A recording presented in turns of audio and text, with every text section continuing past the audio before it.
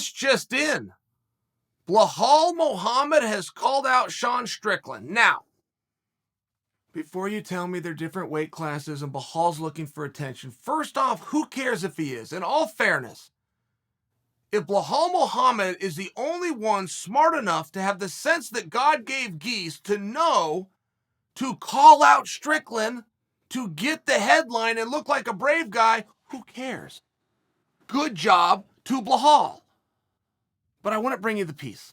I want to be talking to you guys if that's where it ended. Belal said, if you need someone for Strickland, put me in. I hate that piece of trash. That's a very different call out. And I'm not predicting for you that they're going to do this inner weight class match. However, I have seen a number of guys come out like, hey man, I'm willing to step in, and they get credit for that. Great bravery. Not to mention good for the company. That's great. That's very different than what happened here. Belal's not offering to go up a weight class knowing it's going to be turned down, right? You just had a fancy dinner with a couple of buddies and, hey, can I help out with that when somebody already grabbed the ticket? You know they're going to say no. This is a very different call. He called him a piece of trash. He said, I cannot stand. I think I told you guys hate. I think he used the word, I cannot stand that piece of trash. There's a lot on that. He and Strickland can't just run into each other now and shake hands and be boys, even if it's behind the curtain. He said that he doesn't like it, can't stand him. He called him a piece of trash. They got to fight. Those are fighting words. There's some cultures where some things that you say, you have to fight.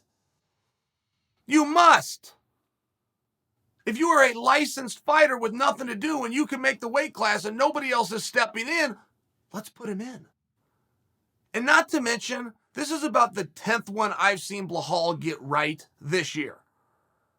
Belal Muhammad, in many ways, is like Strickland in that he was here a year ago, but you didn't know who he was. Belal Muhammad stepped things up.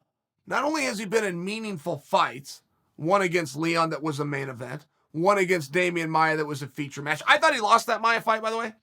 However, I'm the only one that thought that, so apparently I'm wrong. But Muhammad's doing everything right.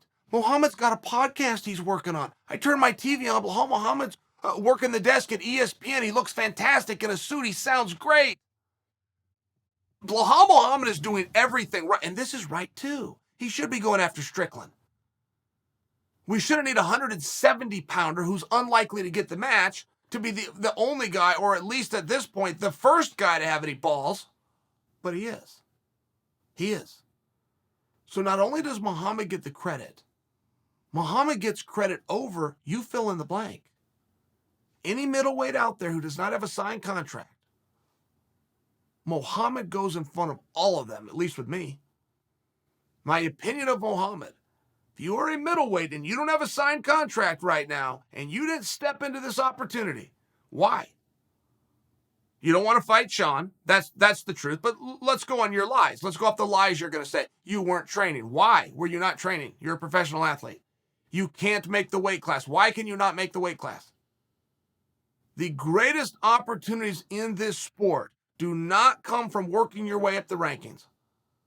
For every single guy you could show me that started on the regional scene and broke into the company and beat the number 4 guy to become the number 3 guy, became the number 2 guy and had the right call out and got the title. For every example you can give me, I will show you and raise you a guy that did none of those things, but he was ready on short notice.